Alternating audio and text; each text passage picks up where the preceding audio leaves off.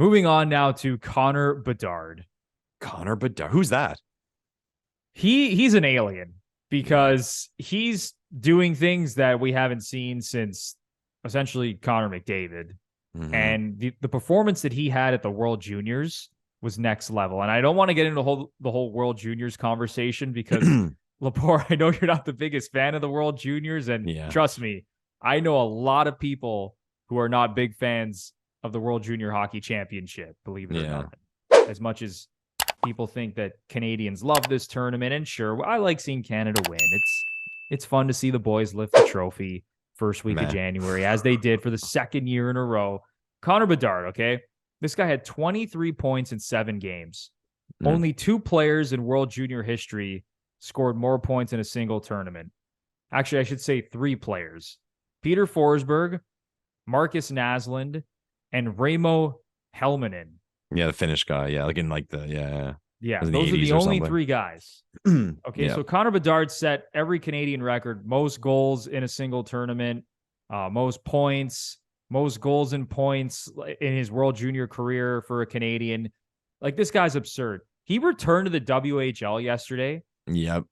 And had 6 points. Yeah. You stole it from me, Bruno. I was going to say it was a 4-goal, 2-assist night, his first game back. So. Like, it's absurd. Like, what's he up to now on the season? I'm going to go check out his hockey DB page real quick. What he's doing right now for the Regina Pats. There it is. 70 points in 29 games this season. So he's going to go first overall in the draft. And there's been some talk on Twitter, specifically about the Montreal Canadiens. This popped up over the last 24 to 48 hours. If you were the Habs, and we could apply this to any team that's, rebuilding and has some really good young players and some good draft capital, would you trade Cole Caufield, if I could say his name correctly? Would you trade Cole Caufield and 2 first-round picks for Connor Bedard? Yeah. Before I get started, Bruno, I'm going to point something out. So you mentioned the guys who had the best World Junior tournaments of all time. Gretzky's point total from when he was 16 years old is on that list. So I'll make the point that Wayne put up those numbers as a 16-year-old. Yeah, that's absurd. And then at 17 was playing in the WHA with men. So no one's Wayne. Yeah, Gretzky was 16, and Bedard, I should have mentioned, was 17. Whereas all those guys above him on the list, Forsberg, Naslund, Helminen, they were all 19. So yeah, what Bedard and what Gretzky did as a 16-year-old is just absolutely absurd. Yeah. So as far as this trade goes, I think it's a good discussion. Like, I really and truly do, because I would see arguments for both sides. So if you were a management group, okay, the first question you have to ask yourself, because there's moving parts here, okay? But the first question you have to ask yourself is, what is Connor Bedard? What will Connor Bedard be in the National Hockey League? Okay. And I was thinking about the other day, people are comparing him to certain players. Like, you feel like, oh, like Matthews, because he's got a great shot. It sounds kind of weird, but let's say he's Matthews. It's almost kind of like a bust. Like, based on what he's doing in junior hockey. I'm not saying, you'd be crazy disappointed to get him, but no, my expectation is like to dominate the league, break records, that type stuff. So you have to ask yourself, okay, what will Connor Bedard be? We'll ask you this, Bruno. The briefcase of $1 million, you get this question right. Will Connor Bedard have a better NHL career than Connor McDavid? If I had to decide on that right now, which you're obviously putting me on the spot, I'm going to say no. I was going to say, if the Toronto Maple Leafs could draft 18-year-old Connor Bedard or 18-year-old Connor McDavid, who would you want? You could say McDavid. I'm taking McDavid, and I'm basing that solely on like his explosiveness as a skater. Yeah. And just how much faster and more dynamic he appears. Whereas Bedard, as great as his shot is, as dynamic as he is, I don't think he has that same level of explosiveness as McDavid. Yeah. So, I mean, that's the first question you have to ask yourself. So, like, what will this guy be? And then there comes Caufield. Well, Caufield's not signed. So he's coming out of his entry-level deal. He's going to get paid. Okay. What's he going to get paid? What's this guy going to command? Right? Is it going to fit value? Because even some star players, like, who knows what this guy and his agent want, right? So, I mean, I'm not saying I think Cole Caufield is asking for the stars, but it's going to be a lot of money. The guy deserves it. He's a hell of a player. And then the 2 other picks. So you really have to wait and see what those picks are. Like, you're not going to, I mean, obviously not going to trade those picks before you know who's got first overall, and the team who traded it would want to know what pick you have. But let's just assume Montreal is a top 5 pick, right? Like, they'll be, you know, say even at best or worst, however you want to put it, what, like 6th or 7th? Like, they're going to be at the bottom. They're going to be full on a team that can win the lottery. And then they have Florida's pick. I think that is a big aspect here, because what does that Florida pick end up being? Because, like, some people are saying, for example, let's say you have like the 5th and the 10th, or like the 4th and the 9th, or something like that. And this is like, you mentioned, you made that joke about how I feel about the World Juniors. This is kind of attached to why the World Juniors drive me nuts, because people look at like a 9th overall pick and like, oh my God, that's an amazing pick. And they'll name 2 or 3 guys who were picked there over the last who knows how long. Like, look who you're giving up or what you're giving up. But as far as the stats goes, that 9th overall pick is not that valuable in terms of what you're going to get. Okay. Like, I bring it up all the time. And again, attached to the World Juniors. Not, you love your stats, Bruno. This is one I love. The NHL draft. Okay. The NHL draft. Every year they put out that grid of players, say from 5 years ago to 15 years ago, players selected in the 1st, 2nd, 3rd, 4th, 5th, 6th, 7th rounds, and what percentage of those players have played X amount of games in the NHL. Okay. First round picks, 55% of first round picks end up being full-time NHL players. I think the number they usually use is like 250 games in the NHL. That's wild. So you have a 50-50 shot of being a National Hockey League player if you're drafted in the first round, which is crazy. But what I've always wanted to dig up, or what I've always wanted to see, so it's 55%. What if you remove the first 5 picks? Because the first 5 are like the blue chips. Oh, it probably drops off significantly. Yeah, for sure it does. So then even say at the 9th pick, your 9th, 10th pick, you're probably getting to like the 50-50 shot of an NHLer. It's probably where you're getting. So that pick to me is not really part of it, because if you can get Bedard, you got to do it. But then people would come back and say, well, you're giving that a top 5 pick and Bedard and Caufield. Sorry. What I say to that is, I think people forget in these circumstances, they look at the volume of a deal and what one team is trading, and oh, they traded too much. It's a cap league. It does, you get better value from having the single best player, in my opinion. And I'll throw this out there. And this example I gave to someone the other day, and maybe this is a bigger debate than I think it is. Okay. If the Oilers called and said, Connor McDavid for Marner and Nylander, would you do it? For McDavid? For McDavid.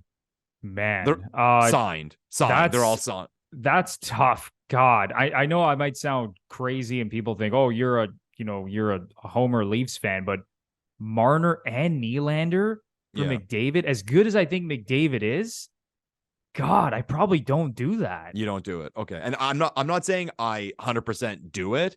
Yeah. But you think about it. I think about it. And the reason why I think about it is because, yeah, in terms of like people say, oh, the value, like, no, 2 players is better than 1. But again, my point about the cap is, let's say all their salaries are the same, or like Nylander's going to get a little bit of raise. Let's say Marner and Nylander are combined 20 million. Okay. McDavid's 12.5. So you get McDavid and 7.5 million of cap space is what you're getting, like in that deal. And again, it's a cap league. You can fill that cap space, right? And again, that's not me saying I would 100% do it, but I think I'm hearing both sides of the argument here, and I get both sides of the argument. But I think the people who are saying like immediately no, that Montreal should not do that, I think it's worth thinking about. I really do. And the reason why I use Nylander and Marner as examples are, okay, Caufield and like 4th or 5th overall or something is kind of like an equivalent to that. So like 2 big pieces for it. And like I said, throw in that other first round pick, and yes, it could end up being something, but the mathematical odds are against it, right? So I'll ask you, Bruno, if you're the Montreal Canadiens, what do you trade for Connor Bedard? Personally, I would probably do it.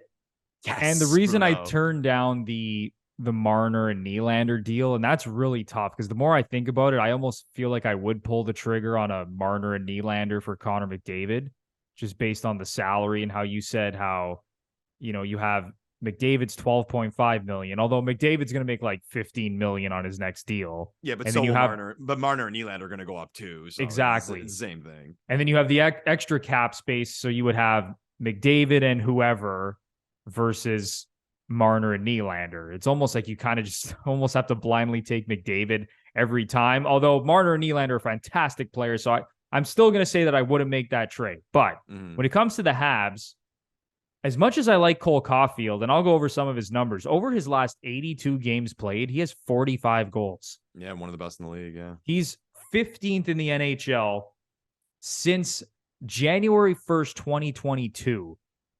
So he's played 82 games in that stretch. Other guys have played like 90 games, 90 plus games. Like Caufield has been one of the best goal scorers in the league over the last 82 games.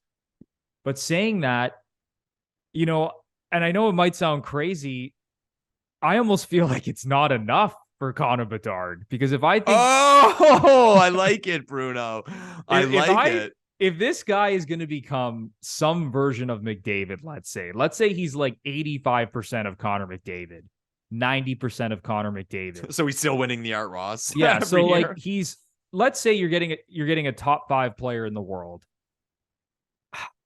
I don't know, man. Like as good as Caufield is, Caufield and 2 first-round picks, I would even probably have to throw in like another player. Like I'd probably have to throw in, and this probably doesn't even get it done, but like Kirby Dach, who was a third overall pick, and he's having a solid season right now. Like you're going to have to throw in somebody like that as well, just because, as you said, Lepore, like if you're not getting a top 5 pick in the draft, and I know one of those would be a top 5 pick, but if one of them is like the 10th or the 11th pick, like that's just not the same. Who cares? And then again, you're getting Bedard. Like that's the thing. So you're not going to, it ended up being whatever. You're not going to worry about that in 5 years. Yeah. Like, so I would have, I honestly think that it's probably not enough for whoever lands that top pick to consider. And it's just as simple as that. As good as I think Cole Caufield is, and I think he's going to have a great career, and he's probably going to be a 40-goal scorer, 30 to 40-goal scorer, let's say. Scoring 40 goals is a lot tougher than I think a lot of people realize. It still honestly probably isn't enough for a guy who could be the next Connor McDavid. Yeah, but it's like your point though, Bruno, and like this is where the thinking comes in and evaluating this player. Like we talked about his skating. I mean, I hate to be that guy to be like, what he is away from the puck, but it has to be evaluated. But you made the point like, a top 5 player in the league. No, he's a bust if he's the 4th or 5th best player in the league.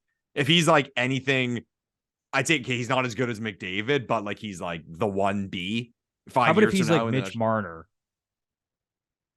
That's where you'd put his, like, that's your expectation. No, I'm saying, like, is he a bust? If he becomes Mitch Marner. He's a bust. He's a bust. He's a bust if he's Marner. Think of it this way. We were semi-surprised that Marner got named an all-star. Like, that's a bust. Back-to-back first-team all-star in his position, which is what really matters. But nowhere ever really close to a Hart Trophy, an Art Ross. So, yeah, that's a bust if he's Marner. So, like, that's where the evaluation has to come in. What do you think this kid will be? Because I think if it's like slam dunk 5 to 7 years, this guy is the face of the league and dominating the league. Again, I'm not saying 100% you do it, but that's where the conversation has to start as to whether we evaluate this.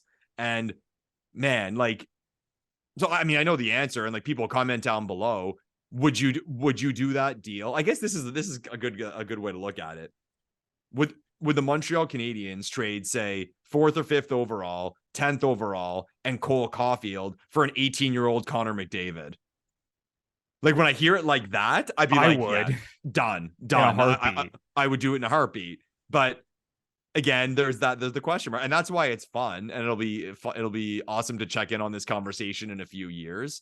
But let's get juicy here, Bruno. Not what the ceiling is of Connor Bedard, or what his expectations are. What do you think he's going to be? Like, from what you've seen, like, what do you think he's going to end up being? Do you see him being, like, hands down the best player in the league? Do you see him being a super elite player, just like a really good player? No, I think he's going to be close to Connor McDavid. Like, I really do. Yeah. I think he's going to change a franchise immediately.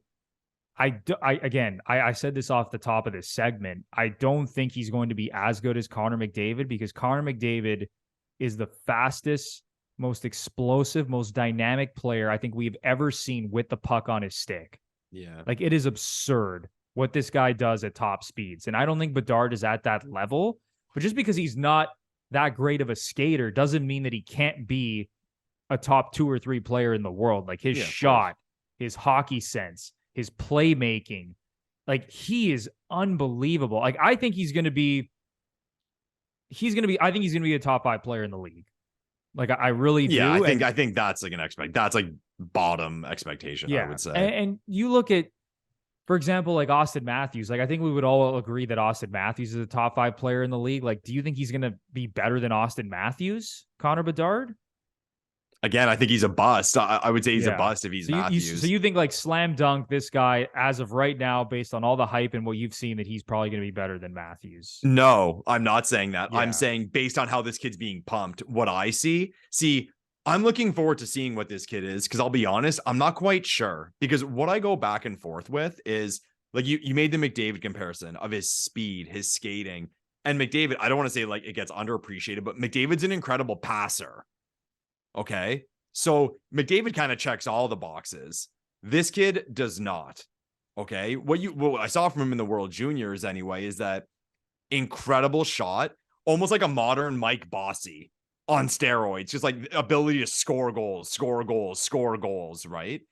So I see that, and then I'm like, I question, I'm like, is that going to translate into the NHL? Whereas you see McDavid, like, hey, skating, puck handling, all that stuff, his edge work, that's going to, we all knew that was going to translate. But I think with Bedard's style, it's fair for people to question. But then where I kind of argue against myself, and now I'm pumping Bedard in a positive way, is I coach minor hockey, and I'm not an expert, but I'm around a lot of like camps and high level kids and that stuff. And his style of play, I almost think, is where hockey is going, in the way of like, it's going to be a lot more individual. It's going to be a lot more about shooting. Whereas McDavid, and now I'm going to go all geek now. So from a young age, McDavid went through a training program called Power Edge Pro. They call it PEP. And everyone's seen it. You go on YouTube, and he's going through these apparatuses, putting the puck underneath, jumping over them, whatever. And when you see him, even as a teenager, doing these drills, you're like, yeah, that's McDavid. Like, that's how he moves. That's how he plays.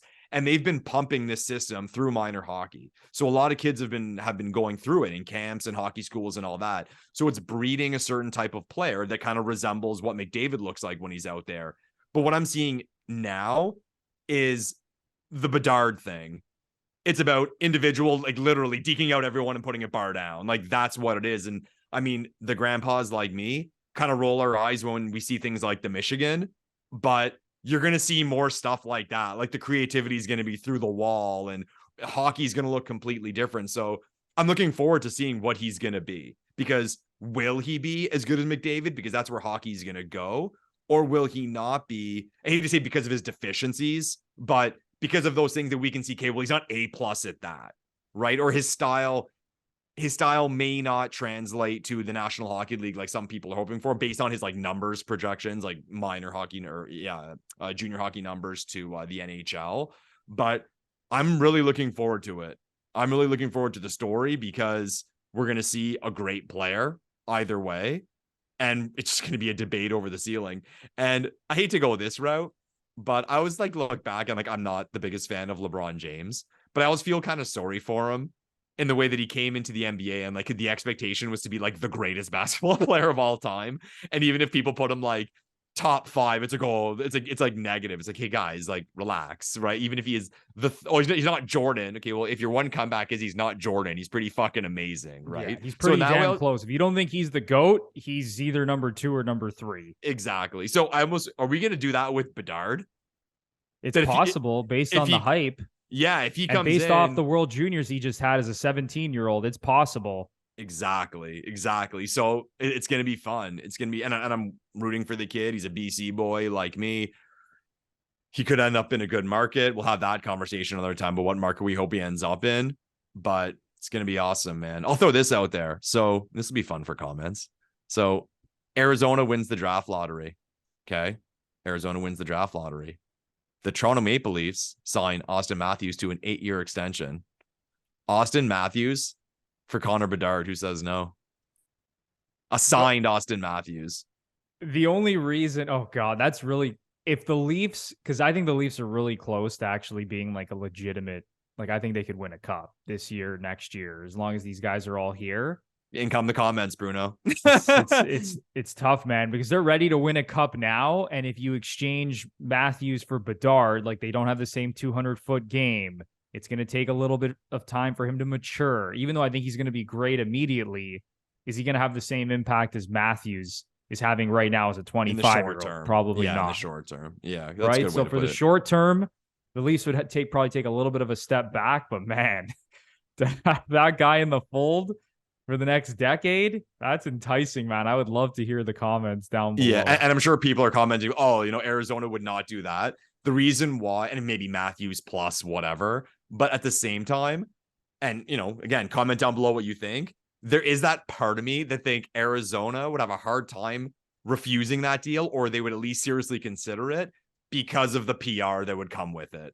Of getting the best American player, the kid from Arizona. Everyone shits on the Coyotes. He came home. That might be too enticing, right? And let's face it, really, it's like if they end up with Austin Matthews, no one would be like, oh, what a bunch of fucking idiots. Well, no, they ended up with Austin Matthews. So I think it's a fun conversation, man. It's not going to happen. But I'm just, again, it's fun to. It's so fun to think about these things. Yeah, let us know. Like, no matter what team you're a fan of, whether it's the Leafs, the Habs, the Oilers, would you trade your best young player and multiple first-round draft picks for Connor Bedard, or do you think it's just simply not enough for Connor Bedard? If you think this guy is going to be the face of the NHL in 6 or 7 years, let us know down below.